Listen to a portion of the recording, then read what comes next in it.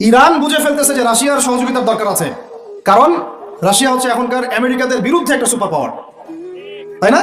অনেক কান্ট্রি এখন ওদের সাথে যুদ্ধ করতে গেলে রাশিয়ার সাথে বন্ডিং করে। আমরা বিগত 50 বছরে কি করতে পারি না, ব্যর্থতার ইতিহাস রচনা করা যাবে। আমার কথা রাগ করেন না প্লিজ। এখন আমাদের 50টা পারমাণবিক অস্ত্র থাকার কথা ছিল, অ্যাটলিস্ট না থাকুক 5টা তো থাকার কথা ছিল। ওরা যদি আমাকে তাক করে রাখে, আমিও তাক করে রাখতাম। বেটা তুই বললে আমি মেরে দেবো। ইরাকের ইউফ্রেটিস নদীর সোনার পাহাড়কে কেন্দ্র করে, ইরাকের ইউফ্রেটিস নদীর, ফোরাত নদীর সোনার পাহাড়কে কেন্দ্র করে, আর বললাম যে হোলি ল্যান্ড তারা চায়। ওই নীলনদ থেকে ফোরাত, এই পুরোটাই হোলি ল্যান্ড। নীলনদ থেকে ফোরাত পুরোটাই হোলি ল্যান্ড, ওরা পুরোটাই দখল করতে চাচ্ছে। ওরা শুধু চায় না। 1789 থেকে শুরু করে 1914 পর্যন্ত এই সময়টাতে তারা বিশ্বটা দখল করেছে। কত সময়? 1789 থেকে 1914, এই যে সময়টুকু, এর মধ্যেই পশ্চিমারা বিশ্বটাকে দখল করেছে। পৃথিবীর সমস্ত জুলুম উঠে যাবে ইনশাআল্লাহ। কোনো মাজলুমের অধিকার আর খর্বিত হবে না। প্রত্যেক মাজলুম তার অধিকার ফিরে পাবে ইনশাআল্লাহ। একটা বাচ্চার রক্তের প্রতিশোধ আমরা নিব ইনশাআল্লাহ। একটা বোনের ইজ্জতের বদলা আমরা নিব ইনশাআল্লাহ। আমরা বেঁচে না থাকলে আমার সন্তান নিবে ইনশাআল্লাহ, ও বেঁচে না থাকলে তার সন্তান নিবে ইনশাআল্লাহ। আমরা কিছু ভুলি নাই, ভুলে যাবো না ইনশাআল্লাহ। এই দুনিয়া ততদিন পর্যন্ত ফানা হবে না যতদিন এই দৃশ্য বিশ্ববাসী না দেখছে ইনশাআল্লাহ। তোমাদের যা করার আছে করো। এখন বিশ্বের মুসলমানদের রক্তের হোলি খেলায় মেতেছে।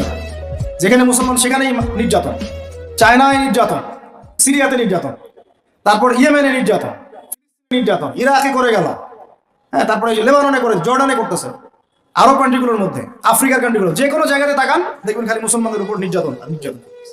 এর জন্য শুধু ওরা দায়ী নয়, এর জন্য আমরাও দায়ী। কেন নির্যাতন আসবে না? কেন আল্লাহর গজব আসবে না? কারণ নবী সাল্লাল্লাহু আলাইহি ওয়াসাল্লাম বলেই গিয়েছিলেন যে শেষ জামানায় কাফের মুশরিকরা তোমাদেরকে এমন ভাবে আঁকড়ে ধরবে, ঘিরে ধরবে, যেন দস্তরখানায় সবাই খাবার খেতে বসেছে।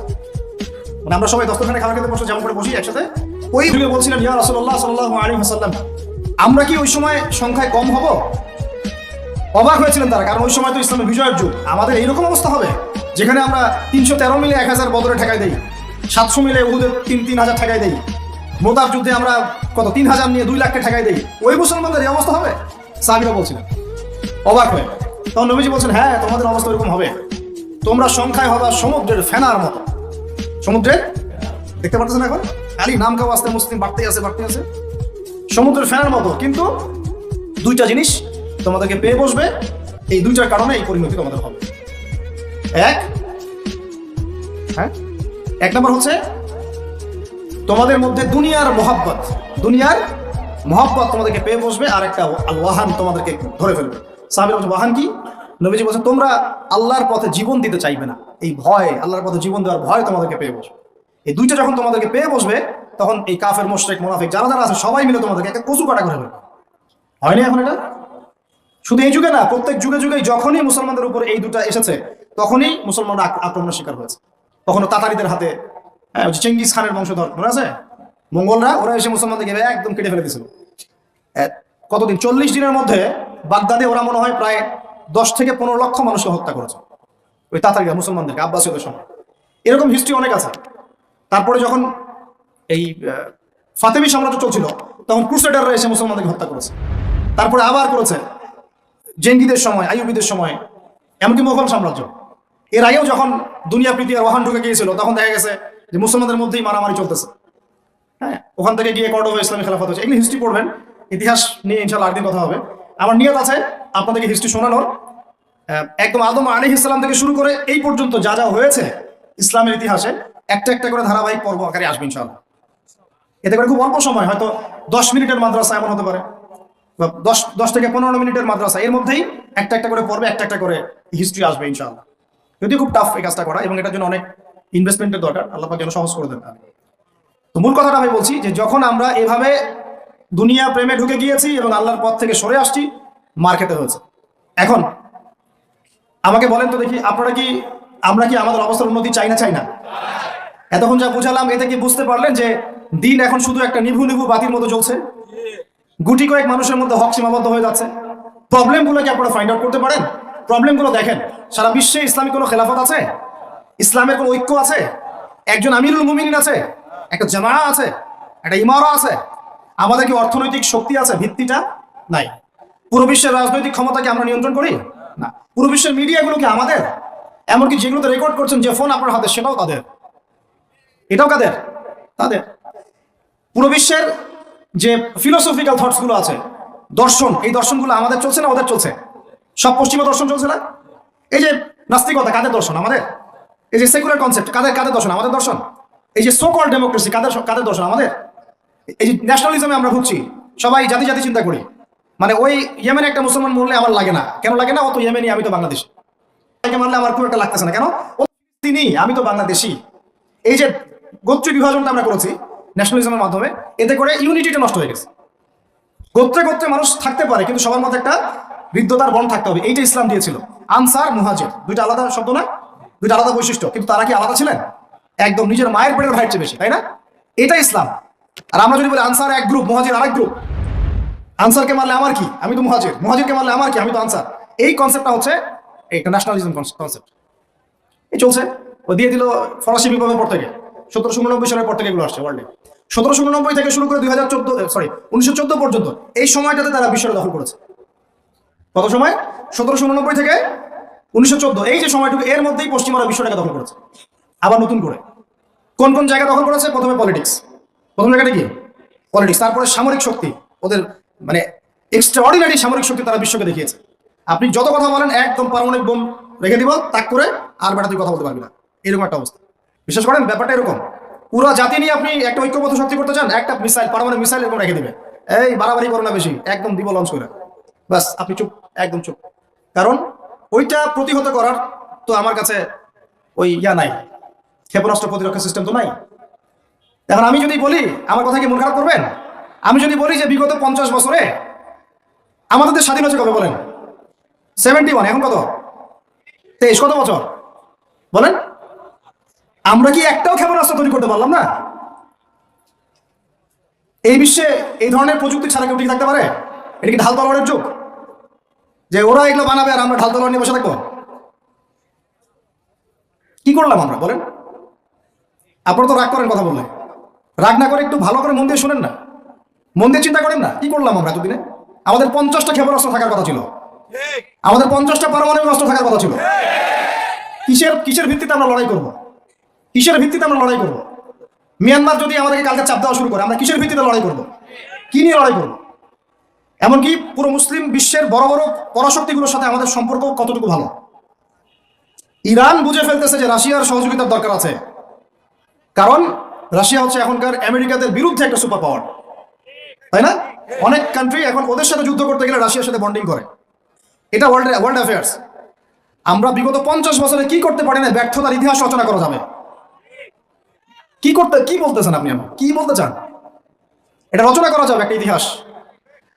পদে পদে দুর্নীতি করেছে, পদে পদে টাকা আত্মসাৎ হয়েছে, পদে পদে হক নষ্ট করা হয়েছে। এগুলো সব আমাদের সম্পদ ছিল, জনগণের ছিল। আমি কোনো পলিটিক্যাল পার্টি করি না, কখনো করিও নাই, আবার করারও কোনো শখ নাই। কিন্তু একজন আম জনগণ হিসেবে, সাধারণ জনগণ হিসেবে এই কথাগুলো বলছি। প্রত্যেক পদে পদে দুর্নীতি, টাকা আত্মসাৎ, সিস্টেম লস। কেন? একটা ছেলে যোগ্যতা আছে, চাকরি পাবে না কেন?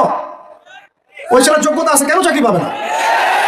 আপনি আল্লাহর কাছে কি জবাব দিবেন? আপনারা বলেন, আপনারা আল্লাহর কাছে কি জবাব দিবেন? ওর যোগ্যতা আছে, কেন সে পেল না? কেন একটা গভর্নমেন্ট প্রতিষ্ঠানের মধ্যে পদে পদে আমাকে ফাইল ট্রান্সফার করতে হবে, সবাইকে টাকা খাওয়াতে হবে কেন? আমার তো যোগ্যতা আছে, আমি তো হকের উপর আছি।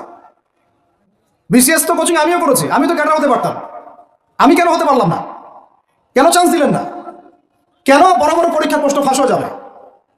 কেন একজন ডক্টর যাকে আমরা আমাদের ট্যাক্সের টাকা দিয়ে আমাদের ভাইরা বেতন দিচ্ছে, ও কেন দেরি করে হসপিটালে আসবে?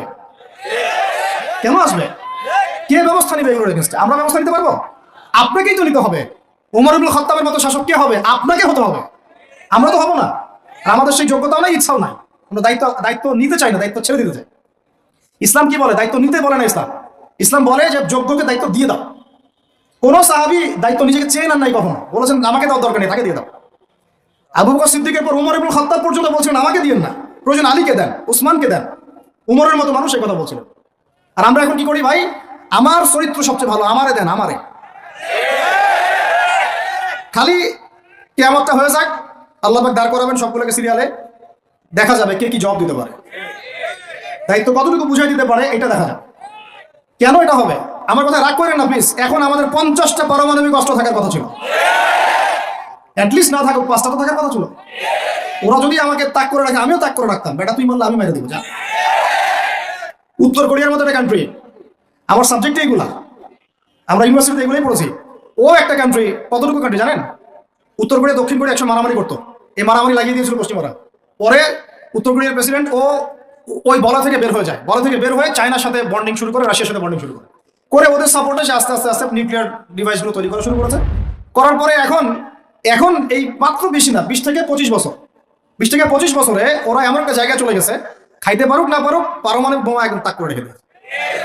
পশ্চিমারা ওখানে নাক গলাতে পারে না, ও নাক গলাতে পারে আমার কাছে এসে আমাকে বলে স্যাংশন দিবে, আমাকে বলে তোমাকে ভিসা নীতি বাতিল করে দিব, আমাকে বলতে পারে, ওকে বলতে পারবে না তো, কারণ ওর কাছে ওরকম অস্ত্র আছে, দিবে একটা মায়েরা যা বেটা আসে। ওর পার্ল হারবার আছে সামনে জাপানের ওখানে। কারণ এটা এমন একটা বিষয় যে একটা যদি সে মারে আর এও তো একটা মারতে পারবে, একটা বোমা পড়লে পুরো জাতি একদম মুহূর্তের মধ্যে ছাই হয়ে যাবে, ছাই হয়ে যাবে, ছাই। এই জন্য এটা যুদ্ধ এত সহজে কেউ যেতে যাবে না। এটা হচ্ছে একটা মনস্তাত্ত্বিক শক্তি যে আমার কাছে আছে, তুই মারলে কিন্তু আমি মারতে পারি, এই মনস্তাত্ত্বিক শক্তিটাই দরকার ছিল, এখন নাই। আর ভাই এগুলো আমাদেরও তো অনেক দোষ, সব কিছু তো আমরা মানুষের উপর চাপাই দিয়ে বসে থাকি।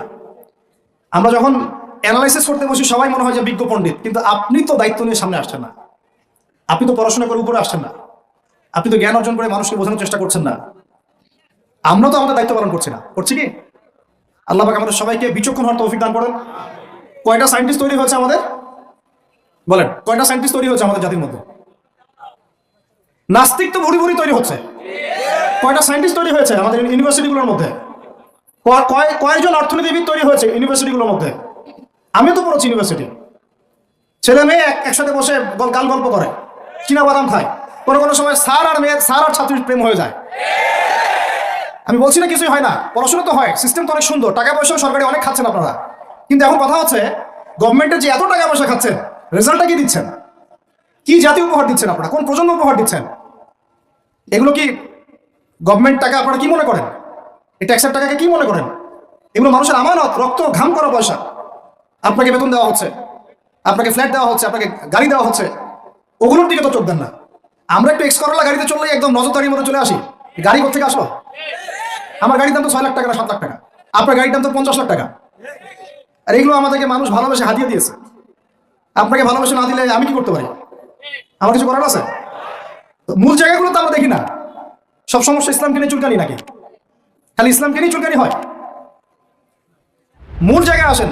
আমি বলেছি, চ্যালেঞ্জ করেছি, একটা মাঠের মধ্যে আপনি সমস্ত সেকুলার মহলের টিচারদেরকে একত্রিত করেন, আপনি উদ্যোগ নিয়ে করেন দেখি, করে সবার কোরআন তেলাওয়াত টেস্ট করেন। আমি চ্যালেঞ্জ করতেছি 10% কোরআন তেলাওয়াত ঠিক থাকবে না। তাদের হাতে আপনি একটা জাতি করতেছেন, তাহলে শিক্ষা তো এই অবস্থা হবেই। বাংলা তো আপনাকে শিখাবে, আর কি শিখাবে? ইসলাম এবং জেনারেল শিক্ষা, ইসলামী শিক্ষা, এইটাকে সমন্বয় করাটা এখন সময়ের দাবি হয়ে গেছে। এই দুটাকে সমন্বয় না করতে পারলে আল্লাহর কসম এই জাতিকে বাঁচাতে পারবেন না আপনি। এখন টিকটক দেখতেছেন, সামনে কোন টক আসবে আল্লাহ ভালো জানে, আল্লাহ ভালো জানে। এখানে আপনার ঘরেও তো দেখবেন যে একটা অপদার্থ পয়দা হয়ে গেল। কত এরকম ছেলে তার বাবা মাকে বৃদ্ধাশ্রমে পাঠিয়ে দিল, সন্তানের হাতে মা খুন হলো। এই তো কয়দিন আগে এক পুলিশ অফিসার খুন হয়েছিল এক সন্তানের হাতে, মনে নাই আপনাদের এগুলো? তাহলে আমরাই তো আমাদের ঘরে সাপ তৈরি করতেছি।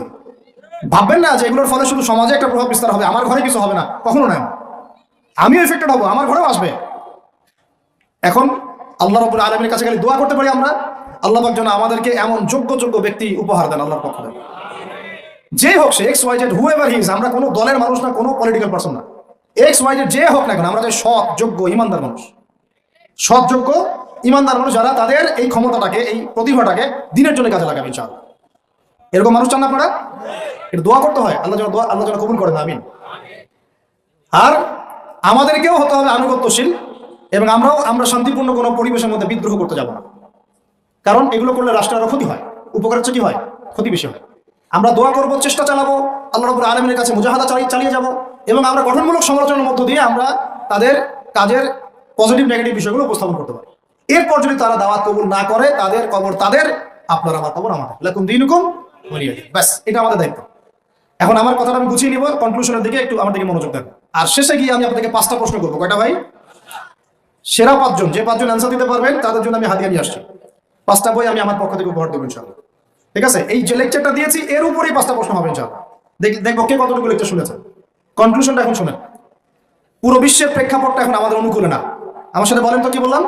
পুরো বিশ্বের প্রেক্ষাপটটা আমাদের অনুকূলে না। বিশ্বের বড় বড় সেক্টরগুলো মনে রাখবেন, বড় বড় সেক্টরগুলো হচ্ছে 1 রাজনীতি, 2 ভূ রাজনীতি, 3 অর্থনীতি, 4 সংস্কৃতি, 5 শিক্ষা এবং 6 প্রযুক্তি। কটা বললাম? 6। এই প্রতিটা বিষয় এখন আমরা নিয়ন্ত্রণ করি না, এটাই বাস্তব, এটাই সত্য। কারা নিয়ন্ত্রণ করে? ইসলামের দুশমনরা করে, ইসলামের দুশমনরা করে। এবং দুশমন বলতে মনে করবেন না যে হিন্দু ভাই ইসলামের দুশমন, না, সবাই ইসলামের দুশমন না। তাদের মধ্যে অনেক ভালো মানুষ আছে, কিছু ভালো মানুষ আছে। একজন সকালবেলায় এসে উহুদ যুদ্ধ করেছিল, একটা সেজদাও দেয় নাই, বেচারা শহীদ হয়ে জান্নাতে চলে গেছে। আব্দুল্লাহ বিন সালামের মতো বড় আলেম ছিলেন, বাদশা নাজাশির মতো মানুষ ছিলেন, মুসলমানদেরকে আশ্রয় দিয়েছিলেন। তাহলে কারা সমস্যা? কারা? তো হেনরি ফোর্ডের লেখা, উনি আগে জায়নিস্ট ছিলেন, পরে বের হয়ে আসছেন, তওবা করে ফিরে আসছে আর কি। তো এরা হচ্ছে এই বিষয়গুলো নিয়ন্ত্রণ করে, প্রতিটা বিষয়, প্রত্যেকটা বিষয়, ব্যাংকিং সিস্টেম থেকে শুরু করে পলিটিক্যাল অ্যাফেয়ার্স, এভরিথিং। আমাদের হাতে কিছু নাই, কিন্তু আমরা বললাম যে ফিউচার ইসলাম আসবেন এবং এটা কায়েম করবেন, এই তো কনক্লুশন।